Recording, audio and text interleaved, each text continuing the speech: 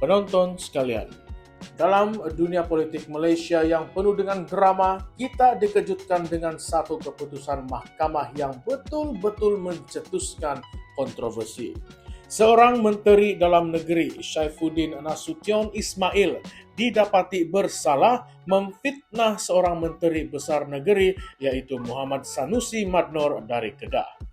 Mahkamah Tinggi Al-Star bukan sahaja memutuskan bahawa kenyataan Saifuddin berunsur fitnah, tetapi turut mengarahkan beliau membayar pampasan kepada Sanusi sebanyak RM670,000, di mana RM600,000 merupakan ganti rugi am dan RM70,000 lagi merupakan kos guaman.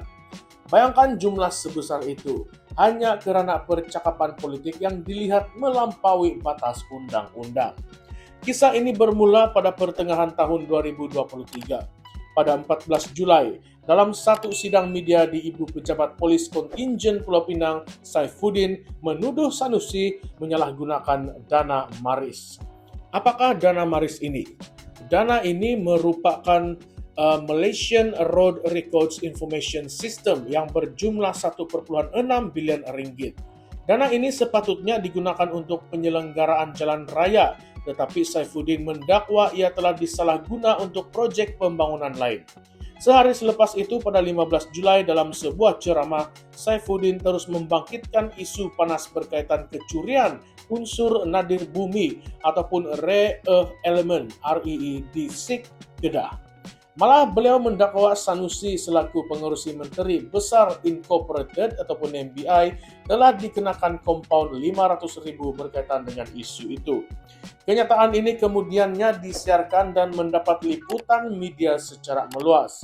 Sanusi yang merasakan reputasinya terjejas teruk tampil memfailkan saman pada 3 Ogos 2023. Mahkamah dalam penghakimannya menekankan bahawa perkataan pencuri yang digunakan dalam konteks ceramah Saifuddin memberikan gambaran jenayah yang serius. Hakim turut menyatakan kenyataan Saifuddin yang mengaitkan salah guna dana Maris sebagai melanggar tata kelola keuangan kerajaan jelas membayangkan bahawa Sanusi melakukan salah urus yang besar. Malah lebih parah apabila Saifuddin menyandarkan tuduhannya dengan merujuk kepada Ketua Audit Negara, seolah-olah untuk menguatkan kredibiliti dakwaan tersebut. Hakim juga memutuskan bahawa kenyataan-kenyataan ini bukan sekadar pandangan politik, tetapi ia memberikan impak fitnah terhadap watak, integriti dan kedudukan Sanusi sebagai seorang pemimpin negeri. Akibatnya, selain bayaran pampasan, Saifuddin diarahkan untuk membuat permohonan maaf yang perlu diterbitkan dalam satu akhbar berbahasa Melayu dan satu akhbar berbahasa Inggris dalam tempo 14 hari, dengan teks yang diluluskan oleh Sanusi sendiri. Mahkamah turut mengeluarkan perintah injaksi kekal yang melarang Saifuddin ataupun wakilnya daripada mengulangi tuduhan berkaitan dengan kecurian REE atau penyelewengan dana Maris. Namun Saifuddin tidak berdiam diri. Beliau dalam reaksinya segera mengumumkan akan memfailkan rayuan ke Mahkamah Rayuan. Beliau mendakwa ada asas kukuh dari sudut undang-undang untuk mencabar keputusan Mahkamah Tinggi dan beliau juga memohon penangguhan pelaksanaan keputusan itu sementara rayuan berjalan. Apa yang menarik, Saifuddin dalam kenyataannya menegaskan bahawa ucapan beliau sebelum ini adalah atas dasar tanggung jawab seorang pemimpin yang mahu mendedahkan isu kepentingan awam. Beliau menekankan prinsip keterbukaan, integriti dan accountability sebagai asas demokrasi yang mesti dipertahankan.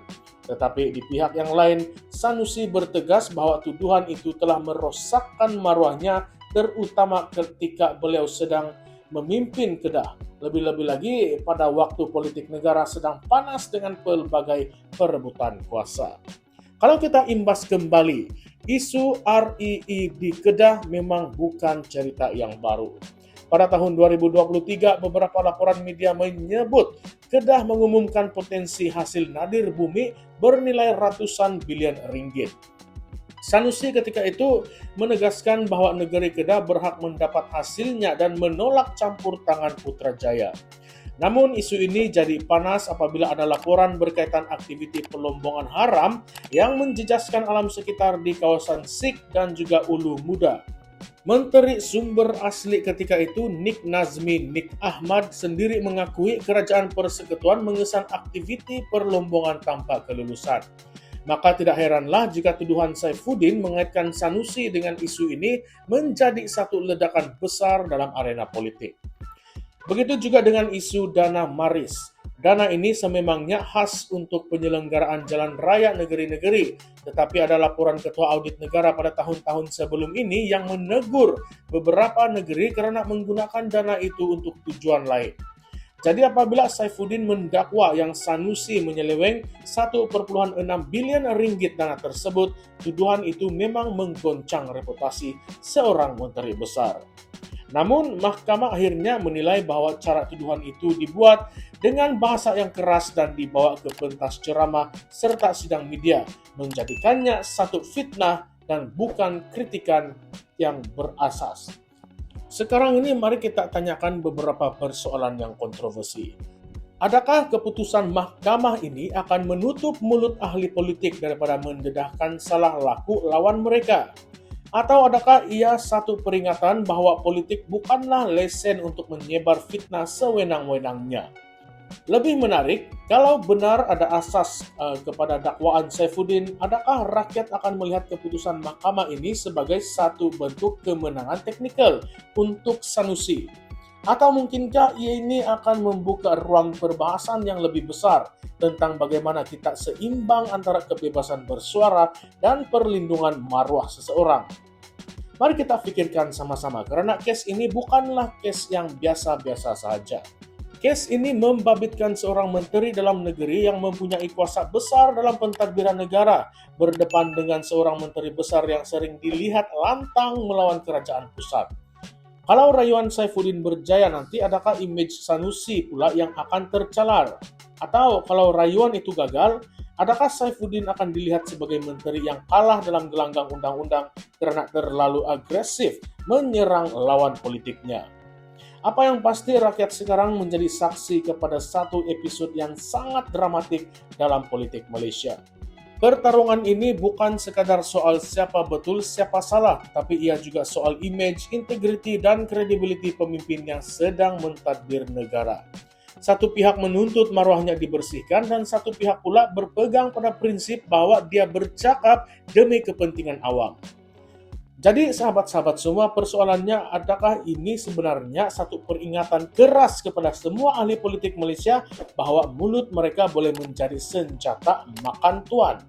Atau adakah ia hanya satu babak dalam drama politik yang lebih panjang di mana undang-undang digunakan sebagai medan pertarungan kuasa? Kalau Anda tanya saya, inilah antara case yang paling panas yang kita akan ikuti dalam bulan-bulan akan datang. Rayuan Saifuddin ini bakal menentukan sama ada kisah ini berakhir di sini ataupun ia akan meledak lebih besar. Anda rasa siapa sebenarnya yang sedang bermain strategi politik lebih hebat? Sanusi ataupun Saifuddin? Inilah drama sebenar politik Malaysia. Penuh kontroversi, penuh pendedahan, dan penuh persoalan yang masih belum ada jawaban. Jadi sahabat-sahabat semua, jangan kemana-mana, kita akan terus bongkarkan babak-babak panas seperti ini. Kalau Anda ingin tahu lebih banyak cerita kontroversi macam ini, pastikan Anda subscribe, tekan lonceng, dan komen di bawah, sebab saya ingin tahu, pada pandangan Anda, adakah Sanusi benar-benar mangsa fitnah?